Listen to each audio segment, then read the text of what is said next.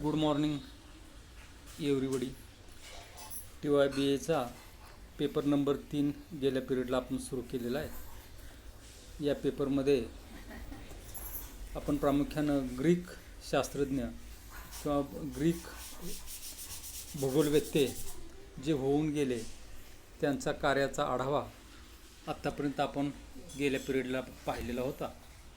Greek शास्त्रज्ञांचं किंवा भूगोल विचारवंतांचं असणारं जे मौलिक विचार आहेत, भूविज्ञानामध्ये असणारं जे मौलिक योगदान आहे, हे मौलिक योगदान आपण आत्तापर्यंत पाहिलेलं होतं की प्रामुख्यानं भूविज्ञानामध्ये ग्रीक लोकांनी कोणकोणते शोध लावले किंवा भूगोलाच्या विकासासाठी ग्रीक लोकांनी दिलेलं महत्त्वाचं कार्य, अभ्यास, त्यांचा असणारा रिसर्च, एकूणच त्यांचं असणारं योगदान, या सर्वच गोष्टीमुळं भूविज्ञानाचा अभ्यास किंवा एकूणच भूगोलशास्त्र हे परिपक्व होण्यास मदत झाली असं आपल्याला म्हणावं लागतं.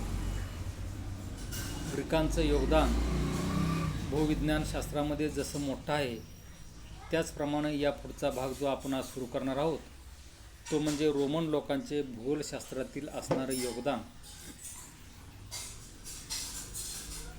जरा स्क्रीनवरती पहा, एकच मिनिट.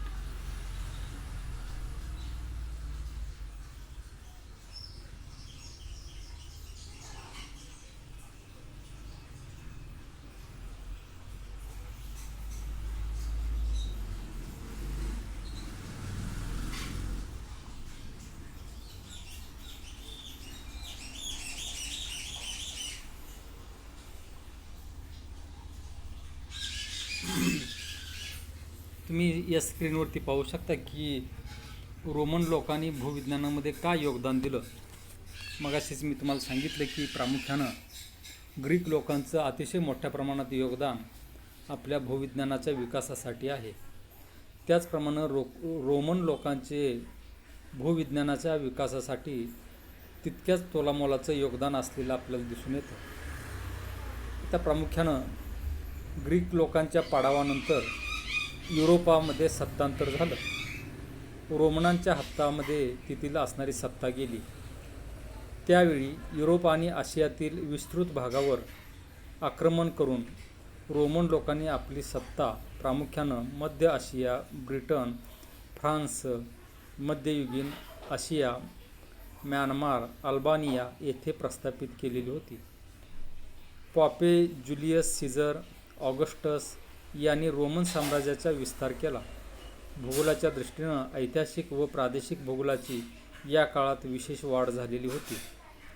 प्राचीन काळाचा जर आपण विचार केला तर प्राचीन काळातील या शास्त्रातील ज्ञान आज मुख्यत्वे स्ट्रॅबो हे जे शास्त्रज्ञ आहेत, हे स्ट्रॅबोमुळे उपलब्ध झालेलं आपल्याला दिसून येतं. त्याचं मुख्य कारण असं की त्यापूर्वी अनेक जे विचारवंत होऊन गेले त्यांनी बहुतेक लेखन जे केलेलं होतं ते नंतरच्या काळामध्ये नष्ट झालेलं आपल्याला दिसून येतं. स्ट्रॅबो आणि अन्य रोमन विचारवंतांच्या भूगोल क्षेत्रातील कार्याचा आढावा आपण या पुढील भागामध्ये घेणार आहोतच.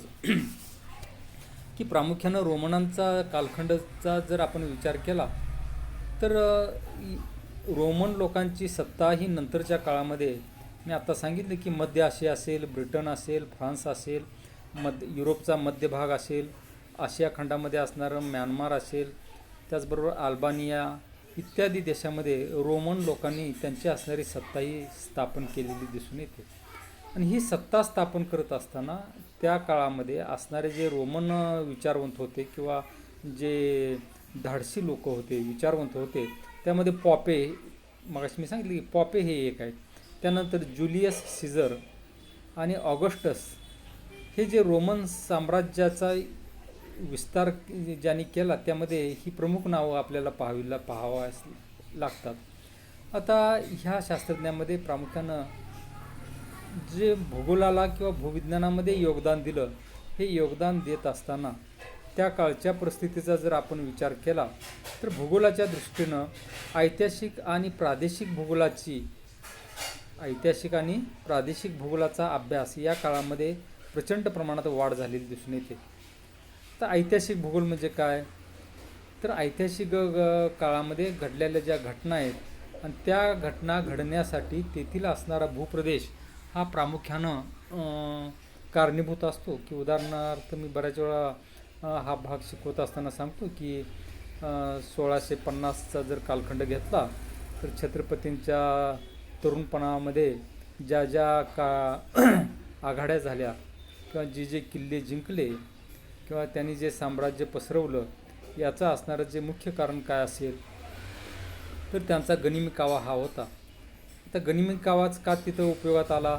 तर त्याचं मुख्य कारण असं की त्या ठिकाणी असणारी प्रादेशिक विविधता, त्या ठिकाणी असणारी विशिष्ट भौगोलिक परिस्थिती याचा परिणाम म्हणून त्या काळामध्ये छत्रपतींचं साम्राज्य हे विकसित झालेलं आणि मोठ्या प्रमाणात भरभराटीस आलेलं आपल्याला दिसून येतं.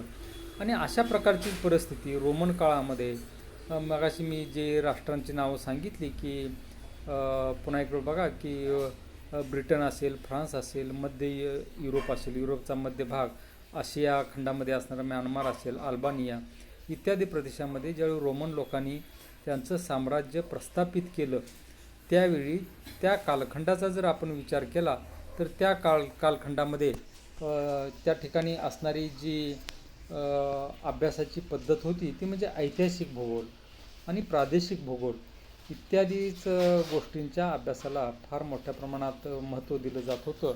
इतकंच नव्हे तर त्या काळामध्ये ऐतिहासिक भूगोल आणि प्रादेशिक भूगोल, हिस्टॉरिकल जॉग्राफी आणि रिजनल जॉग्राफी या 2 विषयांचा अभ्यासामध्ये अनेक लोकांनी रुची दाखवलेली आपल्याला दिसून येते. आणि म्हणून त्या काळामध्ये ह्या 2 या आपल्या भूविज्ञानातील हे असणाऱ्या ज्या 2 शाखा आहेत यांचा विकास मोठ्या प्रमाणात झाला. आता रोमन भूगोलतज्ञामध्ये जे असणारं महत्त्वाचं पहिलं जे नाव आहे ते म्हणजे स्ट्रॅबो. आता स्ट्रॅबो कोण होते? तर तुर्कस्तानातील काळ्या समुद्रावरील अमेशिया येथे स्ट्रॅबोचा जन्म झाला. केव्हा झाला? तर इसवी सन पूर्व 64मध्ये, म्हणजे आजपासून जर 2000 जवळपास 80-85 वर्ष, 2085 वर्षाचा कालखंड पूर्वी स्ट्रॅबोचा जन्म झाला. बघा, तुर्कस्तानातील काळ्या समुद्रावरील अमेशिया येथे स्ट्रॅबो या शास्त्रज्ञाचा जन्म झाला. केव्हा? तर इसवी सन पूर्व 64. इसवी सन पूर्व 64 वर्ष अधिक ही 2020 वर्ष, जवळपास 2084 वर्ष होतात की इतक्या वर्षापूर्वी स्ट्रॅबो यांचा जन्म तुर्कस्तानमध्ये झाला. पश्चिम आशियातील हे स्थान आजही त्याच नावाने ओळखले जाते. तेथे मोठ्या प्रमाणावर ग्रीक लोक राहतात. त्या काळातील तो एक प्रसिद्ध बुद्धिमान आणि विचारवंत म्हणून ओळखला जात होता. तो कालखंड पहा, जर थोडीशी आपण कल्पना केली, विचार केला तर 2084 वर्षापूर्वी स्ट्रॅबो हा जन्माला आल्यानंतर अतिशय बुद्धीच्या दृष्टीनं अतिशय एक लौकिक पातळीला उच्च स्थानावरती गेलेले आपल्याला दिसून येतात. अनेक लोक त्यांना एक विद्वान म्हणून त्यांच्याकडे पाहत होते. याचं मुख्य कारण काय? तर ते प्रसिद्ध बुद्धिमान होते, ते विचारवंत होते आणि म्हणूनच त्यांना सर्व लोक ओळखत होते. स्ट्रॅबोबद्दल प्रसिद्ध भूगोलतज्ञ हम्बोल्ट यांनी असं म्हटलेलं आहे की स्ट्रॅबोच्या सर्वच भूगोलशास्त्रीय लेखनामध्ये अतिशय विपुलता आणि विविधता होती. त्यांनी युरोपातील विस्तृत प्रदेशाचा प्रवास केला आणि रोमला काही काळ वास्तव्य केले. नाईल व तिच्या उपनद्या यातून प्रवास केला. वयाच्या 84व्या वर्षी ते मरण पावले. भूगोलशास्त्रामध्ये असणारे आधुनिक भूगोलाचा ज्यांनी पाया घातला ते 2 शास्त्रज्ञ नंतर आपण अभ्यासणार आहोत, जर्मन शास्त्रज्ञ आहेत. ते म्हणजे हम्बोल्ट, अलेक्झांडर हॉन हम्बोल्ट असं त्यांचं नाव आहे. आणि दुसरे एक शास्त्रज्ञ आहेत, त्यांचं नाव कार्ल रिटर. हम्बोल्ट आणि रिटर या 2 शास्त्रज्ञांनी आधुनिक भूगोलाचा पाया घातला. हा भाग आपण नंतर अभ्यासणार आहे. परंतु हम्बोल्ट यांनी स्ट्रॅबो यांच्याबद्दल जे मत व्यक्त केलेलं आहे ते आता तुम्हाला सांगितले की स्ट्रॅबोच्या सर्वच भूगोलशास्त्रीय लेखनामध्ये विपुलता आणि विविधता होती. हे कोणाचं मत आहे? तर अलेक्झांडर हॉन हम्बोल्ट या शास्त्रज्ञाचं आहे. काय म्हणतात ते? तर स्ट्रॅबो यांनी जे लिखाण आतापर्यंत केलं हे लिखाण अतिशय विस्तृत अशा प्रकारचं होतं अतिशय विपुल अशा प्रकारचं त्यांनी लिखाण केलं आणि त्यांच्या लिखाणामध्ये मोठ्या प्रमाणात विविधता आपल्याला पाहावयास मिळते. त्यांनी इतकं लिखाण विस्तृत आणि विपुल प्रमाणात का शक्य झालं, तर त्याचं मुख्य कारण असं की स्ट्रॅबो यांनी युरोपातील विस्तृत प्रदेशाचा प्रवास केलेला होता. रोम या देशामध्ये काही काळ त्यांचं वास्तव्य होतं. नाईल आणि तिच्या उपनद्या यातून त्यांनी प्रचंड मोठ्या प्रमाणात प्रवास केला आणि जवळपास त्यांना दीर्घ आयुष्य लाभलं असं आपल्याला दिसतं की 84 इतकी वर्ष स्ट्रॅबो हे जगलेले होते. स्ट्रॅबोने लिहिलेले सर्वच भौगोलिक लेखन अत्यंत महत्त्वाचे असून प्राचीन भूगोलशास्त्राच्या विकासावर प्रकाश टाकणारे आहे. त्यांच्या पूर्वीच्या विचारवंताच्या लेखनाशी संबंधित त्यांनी जवळपास 43 खंड लिहिलेले दिसून येतात. या ग्रंथांची नावे हिस्टॉरिकल मेमोराईल असे आहे. याशिवाय भूगोल विषयातील 17 खंड त्यांनी लिहिले. त्यांनी भूगोलाबरोबरच गणिती, ऐतिहासिक, प्राकृतिक आणि राजकीय भूगोलाच्या शाखांचा एकत्रित विचार केलेला आपल्याला दिसून येतो. स्ट्रॅबोंचं जर असणारं कार्य जर आपण विचारात घेतलं तर अतिशय मोठ्या प्रमाणात स्ट्रॅबोंनी कार्य केलेलं आहे की त्यांचं असणारं एकूणच लिखाण हे हिस्टॉरिकल मेमॉईर म्हणून ओळखलं जातं आणि हे सगळं लिखाण जवळपास केवळ एका खंडामध्ये किंवा 5 खंडामध्ये ते समाविष्ट होऊ शकत नाही. म्हणून स्ट्रॅबो यांनी केलेलं एकूणच लिखाण आणि या लिखाणाचा जर आपण विचार केला तर ते 17 खंडामध्ये प्रकाशित केलेलं आहे. 17 खंड त्या लिखाणाचे झालेले आहेत आणि त्या लिखाणामध्ये जवळपास जर आपण विचार केला तर अनेक विषयांचा विचार अभ्यास त्यांनी केलेला दिसून येतो. यामध्ये गणिती भूगोल असेल, ऐतिहासिक भूगोल, प्राकृतिक भूगोल, राजकीय भूगोल इत्यादी आज स्वतंत्र भूगोल शाखांचा किंवा विषय म्हणून आपण अभ्यासतो हे इत्यादी विषय हे त्यांनी एकत्रित त्या काळामध्ये अभ्यास केलेला होता. केव्हा मगाशी मी सांगितले की जवळपास 2084 वर्षापूर्वी ते होऊन गेलेले आहेत. 2084 वर्ष बघा केवढा मोठा प्रचंड कालखंड आहे. आणि त्या काळामध्ये असणारी परिस्थितीचा जर आपण विचार केला, त्या काळामध्ये असणारी साधनं जर विचारात घेतली तर साधनं काय होती, तर केवळ घोड्यावरून प्रवास करणं आणि समुद्रामध्ये किंवा नद्यांच्या माध्यमातून बोटीच्या साह्यानं लाकडांच्या फळ्या एकत्रित जोडून ओंडक्याच्या साह्यानं प्रवास करायचा. आणि हा प्रवास त्यांनी फक्त केला नाही तर मी पाठीमागे सांगितले की पूर्वीच्या शास्त्रज्ञांचं एक ब्रीदवाक्य होतं. कोणतं होतं, तर I travels, I observe and I sketch. मी प्रवास केला, मी निरीक्षण केलं आणि मी त्या गोष्टींचं वर्णन केलं. अशा प्रकारचं लिखाण हे त्या कालखंडामध्ये स्ट्रॅबो यांनी केलेलं आपल्याला दिसून येतं. पृथ्वीचा वक्राकार स्ट्रॅबोना मान्य होता. पृथ्वी ही वक्राकार आहे, निश्चित ती वर्तुळाकार आहे का काय त्या काळामध्ये इतकं मोठं संशोधन झालेलं नव्हतं. परंतु पृथ्वीला एक वक्र आकार आहे हे मात्र त्यांनी मान्य केलेलं होतं. परंतु ती विश्वाच्या केंद्रस्थानी आहे अशी त्यांची कल्पना होती. पृथ्वीच्या सर्वात उत्तरेकडील भूभाग म्हणजे आयर्लंड अशी त्यांची समजूत होती. त्या काळामध्ये अभ्यासाची असणारी साधनं ही अतिशय कमी होती, किंबहुना नव्हती म्हटलं तर चालेल. अलीकडच्या काळामध्ये मोठमोठ्या शक्तिमान अशा प्रकारच्या दुर्बिणी आपण वापरतो. त्याचबरोबर सॅटेलाईटचा वापर आपण करतो. रिमोट सेन्सिंग असेल, GIS असेल, GPS असेल, अशा प्रकारची आधुनिक साधनं, संगणक असेल, इंटरनेट असेल इत्यादी साधनं वापरून आपण आज कुठलाही अभ्यास करणं हे फारसं काय आपल्याला अवघड वाटत नाही. परंतु त्या कालखंडाचा जर आपण विचार केला तर त्या कालखंडामध्ये अशा प्रकारची साधनं उपलब्ध नसतानासुद्धा स्ट्रॅबो यांनी इतकं प्रचंड मोठं लिखाण केलं. आणि एक मात्र शास्त्राशी निगडीत त्यांचं एक विधान आहे की पृथ्वी ही वक्राकार आहे, पृथ्वीला वक्र आकार आहे, याचा अर्थ ती वर्तुळाकार आहे असंच त्यांना मान्य करायचं होतं. परंतु त्या काळामध्ये त्यांनी एक असं ऑब्झर्वेशन केलं, परंतु ते ऑब्झर्वेशन आजच्या काळामध्ये फारसं लागू पडत नाही किंवा चुकीचं म्हटलं तरी वावगं ठरणार नाही. आणि ते म्हणजे पृथ्वीचं स्थान ह्या विश्वामध्ये कुठं आहे, तर पृथ्वीचं स्थान हे या विश्वामध्ये केंद्रस्थानी आहे असं त्यांनी मांडलेलं होतं. की हे काय फारसं गैरलागू किंवा चुकीचं आहे असं आपल्याला म्हणता येत नाही, कारण तो जो कालखंड आहे तो 2000 वर्षापूर्वीचा आहे. ख्रिस्तपूर्व 64 वर्षापूर्वी त्यांचा जन्म झालेला होता. यावरून त्या काळामध्ये सुद्धा अशा प्रकारची एक अलौकिक बुद्धिमत्ता या स्ट्रॅबो यांना लाभलेली होती. प्राकृतिक भूगोलातील स्ट्रॅबोंचे कार्य अतिशय महत्त्वाचं म्हणून ओळखलं जातं. निरनिराळ्या भागांचा भौगोलिक वृत्तांत देताना त्यांनी तेथील प्राकृतिक रचना, पर्वत, नद्या याकडे पुरेसे लक्ष दिलेले होते. समुद्र, भूकंप, ज्वालामुखी यांच्यामुळे भूपृष्ठावर घडून आलेल्या बदलाकडे स्ट्रॅबोनी विशेष लक्ष दिलेले होते. आणि ह्या असणाऱ्या घटना हे पृथ्वीचा भूपृष्ठ बदलवतात किंवा त्या भूपृष्ठावरती बदल घडवून आणतात, अशा प्रकारचा विचारसुद्धा त्यांनी त्या काळामध्ये मांडलेला होता. हे बदल घडवून आणणाऱ्या कारकांची त्यांनी सविस्तर चर्चा केलेली आहे. सर चार्लस ल्याल यांच्या मते स्ट्रॅबोंच्या कार्याचे महत्त्व हे 2 भागामध्ये जर आपण विचार केला तर नंबर 1 मध्ये त्यांनी विस्तृत प्रदेशात घडून आलेल्या परिवर्तनाची घेतलेली दखल होय.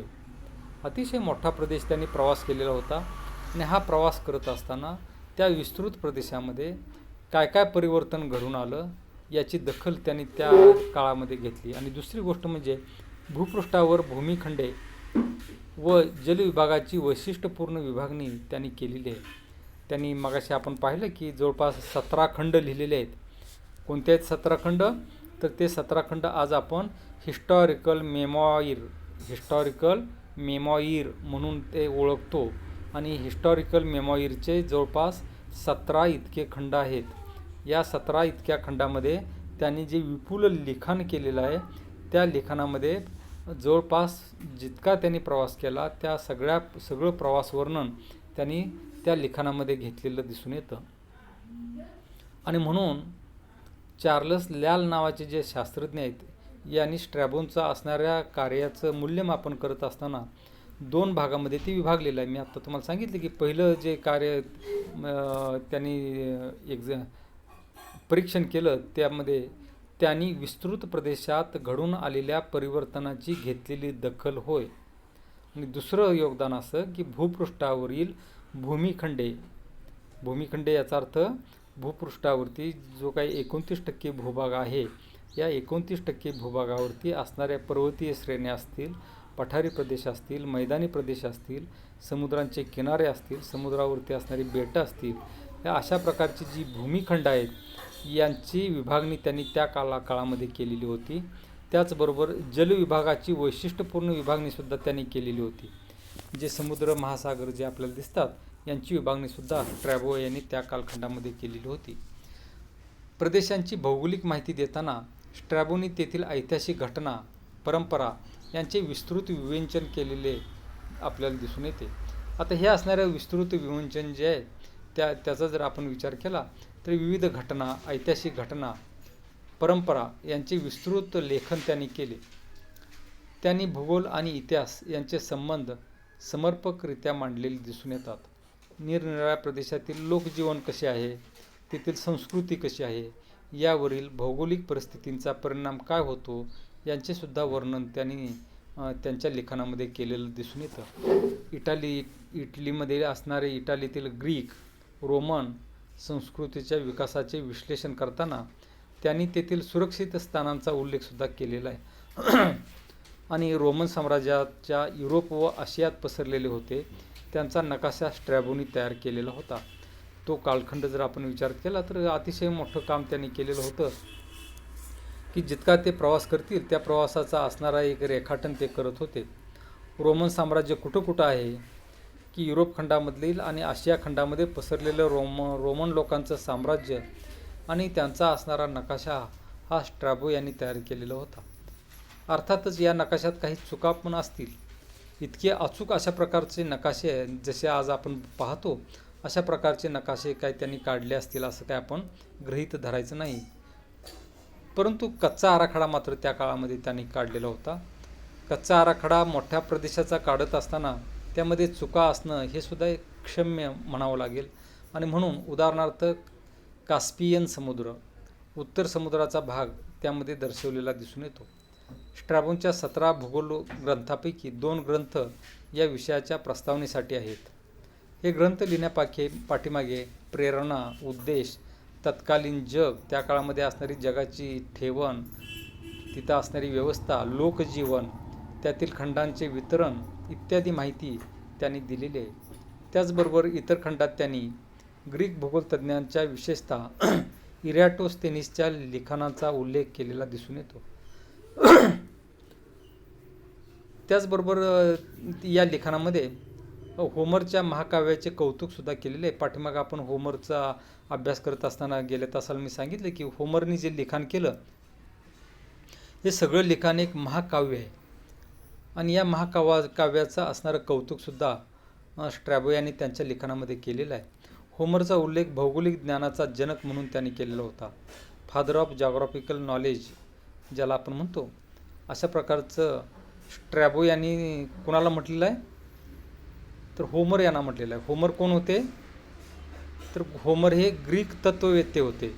त्यांनी जे प्रचंड लिखाण केलं पाठीमागच्या तासाला आपण पाहिलेलं आहे की त्यांचं असणारं प्रचंड लिखाण हे एक महाकाव्य म्हणून ओळखलं जातं आणि या महाकाव्यामध्ये सगळ्या भौगोलिक परिस्थितीची, नैसर्गिक परिस्थितीची, आपल्या आजूबाजूला असणाऱ्या पर्यावरणाची दखल ही होमर यांनी त्यांच्या लिखाणामध्ये घेतलेली होती.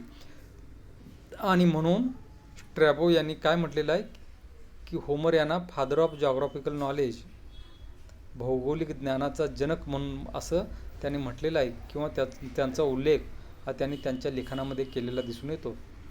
त्याचबरोबर इरास्तोस्थेनीस हे जे ग्रीक तत्ववेत्ते होते, इरास्तोस्थेनीस आपण पाठीमागे अभ्यास केलेला आहे की इरास्तोस्थेनीसच्या जगाच्या नकाशात त्यांनी काही सुधारणा सुचवलेल्या होत्या. तिसऱ्या ग्रंथामध्ये युरोपातील स्पेन आणि इंग्लंड हे देश, चौथ्या खंडामध्ये फ्रान्स आणि अल्प्स पर्वताचा अभ्यास, पाचव्या आणि सहाव्या खंडामध्ये इटली आणि सिसिली इत्यादी बेटांचा अभ्यास, सातव्या खंडामध्ये राहीन व डॅन्यूब खोरे, आठवं, नववा आणि 10वा खंडामध्ये ग्रीस व शेजारील देश इत्यादी गोष्टींचा अभ्यास आणि 11 ते 16 खंड आशियातील देशासाठी आहेत. तर शेवटचा 17वा खंड आफ्रिका खंडासंबंधी आहे. बघा किती प्रचंड लिखाण त्यांनी यामध्ये केलेलं आहे की जवळपास युरोप खंडाचा अभ्यास असेल, आशिया खंडाचा अभ्यास असेल, आफ्रिका खंडाचा अभ्यास असेल इत्यादी अभ्यास त्यांनी केला. वरील विवेचनावरून असे लक्षात येते की स्ट्रॅबो हे प्राचीन काळातील असे भूगोलतज्ज्ञ होते की त्यांनी त्या काळी भूगोलाच्या ज्ञात सर्व शाखांचे लेखन करून भूगोलाचे अद्वैत स्वरूप स्पष्ट केलेले आहे. ठीक आहे, पुढच्या पिरियडला आपण या पुढचे जे रोमन शास्त्रज्ञ आहेत भूगोल विचारवंत, ते म्हणजे टॉलेमी यांचा आपण विचार करणार आहोत. ठीक आहे, थँक्यू.